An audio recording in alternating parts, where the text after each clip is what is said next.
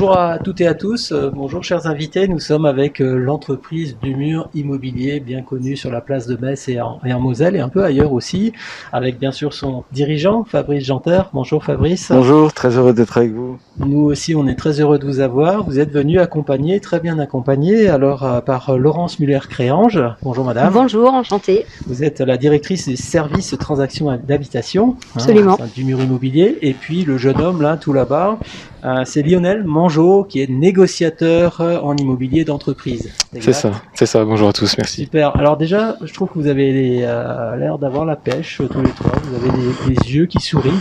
Ça fait plaisir à voir.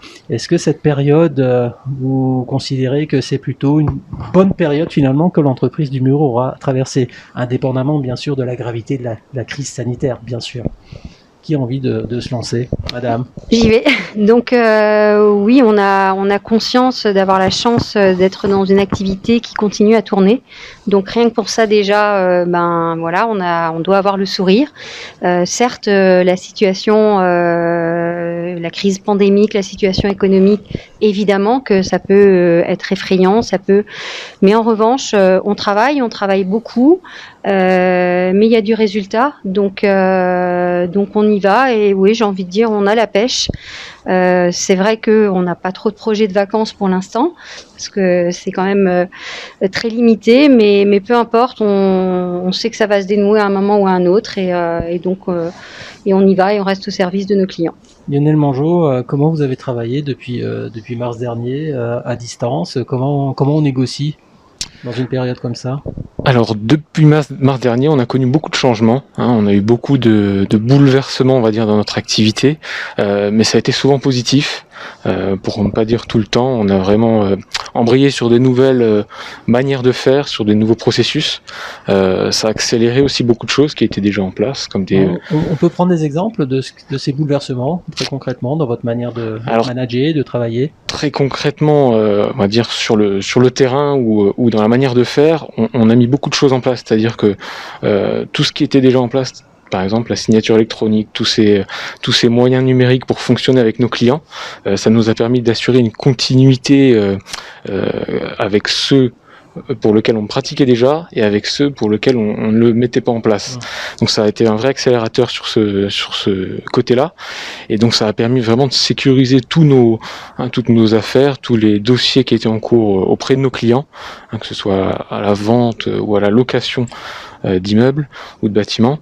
Donc ça a permis vraiment d'assurer la fonctionnalité finalement de nos services. J'entends processus, sécurisation. C'est des mots-clés que vous retiendriez? Processus et sécurisation. Oui, je pense qu'aujourd'hui on a pour nos clients et pour nos marchés une confiance à assurer, et par ces moyens, qu'ils soient techniques ou humains, ça permet vraiment d'aller au bout des choses, et clairement je pense que c'était le point fort, en tout cas sur ce côté relation avec nos clients. Fabrice Janter, vous entendez vos collaborateurs, j'ai volontairement commencé avec eux. Vous en êtes le dirigeant, c'est vous qui avez impulsé toute cette politique, mais on voit que les équipes se sont bien emparées de cette problématique qui était, il faut continuer, il faut qu'on innove et il faut qu'on avance ensemble. Ah, mais c'est clair, c'est-à-dire que au travers finalement de ce qu'on a vécu, qu'on n'attendait pas du tout, on s'est retrouvé confronté à toute une série de questions en se disant, mais est-ce que le bateau en haute mer et par un temps déchaîné va réussir à passer et à bien passer?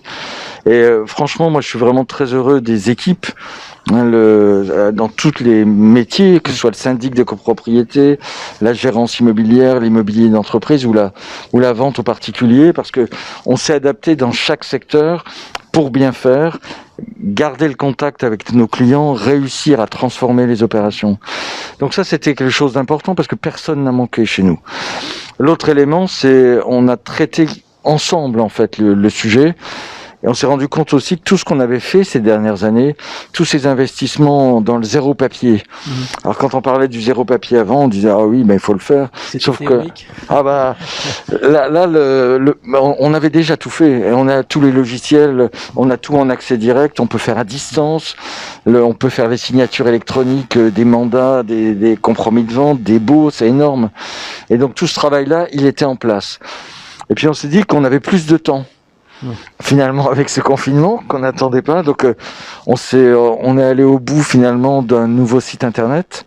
On a changé de logiciel en immobilier d'habitation et en location. Et on a préparé la mutation de nos logiciels en syndic et en gérance. Donc on a poussé plus loin. On s'est mis à faire beaucoup plus de vidéos. Montrer finalement les appartements, les bureaux, les locaux industriels directement. Avec un vrai film, une visite, voir comment on le fait. Donc si je vous dis le mot innovation, ça vous parle. C'est quelque chose, vous considérez que vous avez innové clairement. dans votre métier. Alors je pense que ça a toujours été quelque chose d'interne à la société. On a toujours été en avance sur beaucoup de choses. Mais clairement parce qu'au fond, on a été confronté à une accélération des choses. Et puis on a eu du temps. Le premier confinement, en fait, ça paraît paradoxal, hein, mais on s'est retrouvé tout d'un coup avec du temps, en se disant mais comment on va l'utiliser ? Ce qu'on n'a jamais finalement. Mais c'est ça, ça paraît vraiment incroyable. Hein, ne nous l'aurons pas, il y avait plein de difficultés à gérer. Hein, tout n'est pas rose quand même. Ah non. Est-ce qu'on peut évoquer une difficulté que vous avez levée, mais qui était peut-être plus complexe à lever justement dans cette... c'est-à-dire, si on se rappelle, hein, quand on a été mis en confinement, le premier problème, c'était il n'y avait pas de masque. Et personne n'avait de masque. Donc on s'est dit comment on va faire, et on a trouvé finalement des solutions localement, avec des commandes passées au Luxembourg, avec des visières des commandes qu'on a passées dans les Vosges, et puis on a fait travailler des ateliers locaux pour avoir des masques. Donc maintenant quand on regarde la chose, ça paraît rien parce que on a tous facilement des masques et puis les prix ont chuté fortement. À l'époque, c'était un vrai enjeu, et puis derrière, on avait quand même la sécurité de l'ensemble des collaborateurs, des clients qu'on a autour de nous. Donc on a mis en place ça très très vite. Alors ça a été un peu système D, et puis on se rend compte qu'on a un réseau finalement d'entreprises, de clients de longue date, hein, du mur ça a plus de 45 ans, qui nous facilitent aussi les choses et qui nous permettent d'aller au-delà sur toutes les opérations qu'on veut faire. Laurence Muller-Créange, il y a aussi d'autres choses qui ont changé, notamment cette notion de télétravail. Ça paraît basique d'en parler aujourd'hui, pourtant, sans dire que c'était une révolution, c'est quand même une nouvelle pratique qui s'est installée et que visiblement vous avez bien encaissé, si je puis me permettre, dans votre entreprise. Comment ça fonctionne ? Alors effectivement, nous on connaissait pas le télétravail puisque moi je manage des équipes qui sont sur le terrain, donc forcément pour eux, pour faire des visites, ils ne peuvent pas. Donc là, on a eu plusieurs étapes aussi puisque le confinement du mois de mars, là on n'avait pas vraiment le choix, tout était interdit, c'est-à-dire qu'on pouvait plus faire de visites ni en vente ni en location, donc on n'a pas eu le choix que de mettre les équipes commerciales en habitation au chômage partiel. En revanche, il était hors de question pour nous de se dire on abandonne nos clients parce qu'il y a quand même des gens qui étaient en train d'acheter une maison, un appartement, qui avaient vendu. Donc du coup, effectivement, moi j'ai été mise en télétravail. Donc c'est pas évident, c'est pas naturel de se retrouver enfermé toute la journée chez soi parce que on y est quand même très peu d'habitude. Mais je pense que ça a été très apprécié effectivement par les clients parce qu'ils avaient toujours quelqu'un pour leur répondre. On a quand même des gens qui avaient un peu plus de temps, qui ont regardé des annonces, qui nous appelaient. Du coup, il y avait toujours un interlocuteur pour répondre à leurs attentes. Leur dire, voilà, on reprendra les visites quand ça sera possible. Il est hors de question de vous mettre en danger pour l'instant, de nous mettre en danger. Mais donc, on s'est très très bien organisé là-dessus. On a aussi dû gérer avec les notaires, puisque ça pouvait être problématique. L'État a annoncé que les signatures notaires pouvaient avoir lieu à distance, sauf que la réalité, c'était pas forcément celle-là. Voilà. Oui. Déjà, beaucoup n'étaient pas équipés. Et puis, les prêts hypothécaires, c'était pas possible. Mais en tous les cas, on était là pour faire le lien. On était là pour rassurer les clients qui n'arrivaient pas à joindre parfois les bons interlocuteurs parce que plus personne répondait au téléphone. C'était inédit. On va pas se dire non plus. Je suis assez d'accord en disant oui, c'était tout bien. Sur le coup. Il faut savoir aussi, dans les mots qu'a dit Lionel, moi je rajouterais aussi organisation. C'est vrai qu'on a beaucoup échangé, mais ça a été organisé dès le départ.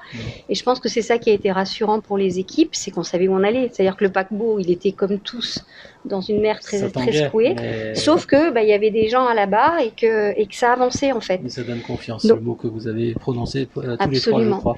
Lionel Mangeot, qu'est-ce que finalement cette période vous a appris? Vous êtes tout jeune, vous avez l'avenir devant vous, pourtant c'est une grosse expérience et vous allez forcément ressortir différemment. Personnellement bien sûr, mais peut-être aussi professionnellement.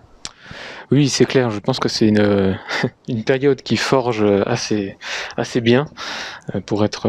Enfin, je pense que le terme est faible, mais ça nous apprend beaucoup de choses et je pense que ça met en image vraiment un monde en mouvement et pour le coup, c'est vraiment quelque chose que personne n'a pu anticiper, personne n'a pu prévoir et surtout a dû s'adapter rapidement.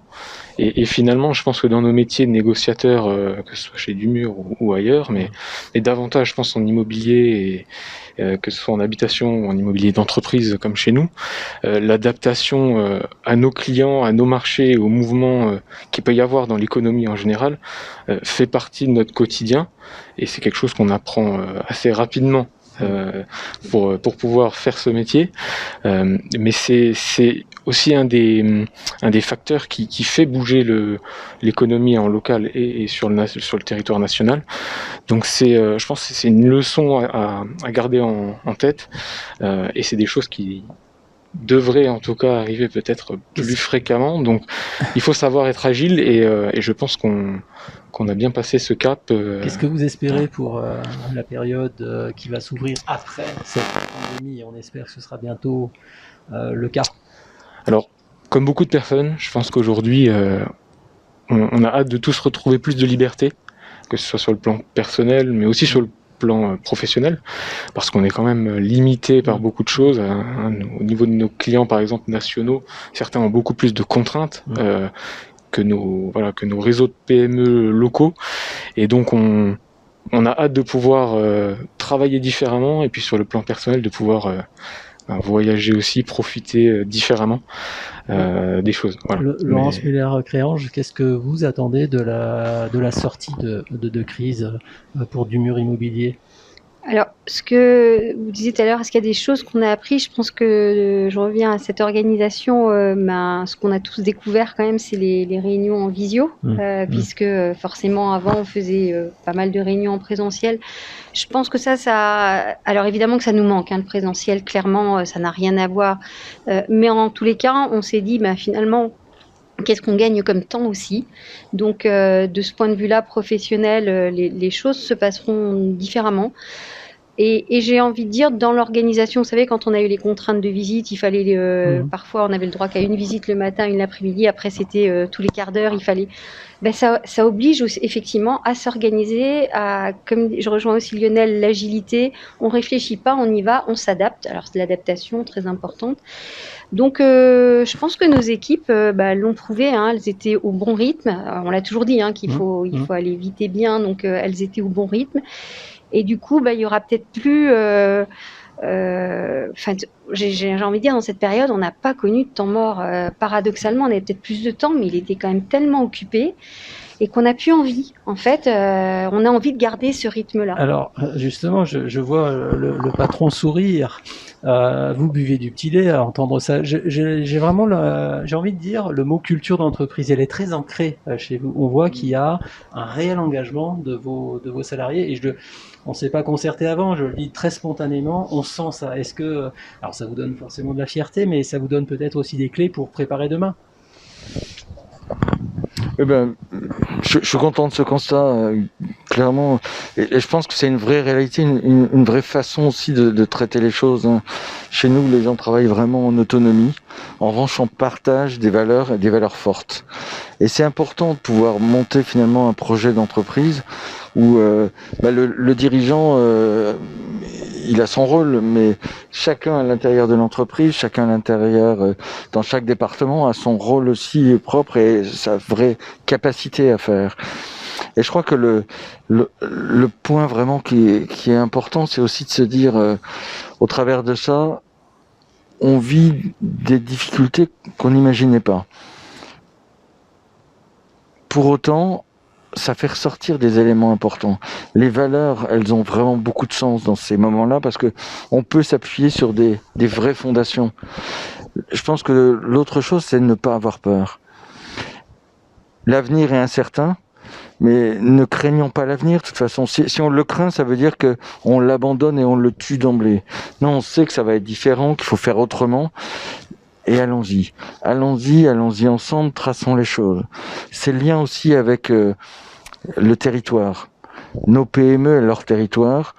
Notre entreprise, nous, c'est une entreprise, c'est un des grands groupes régionaux de l'immobilier, mais on est vraiment ancré sur notre territoire et on se bat pour le territoire depuis très longtemps, soit dans les aménagements de zones industrielles, de logistique, dans les programmes de bureaux, la gestion, on traite de l'humain dans l'immobilier, on accompagne des vies.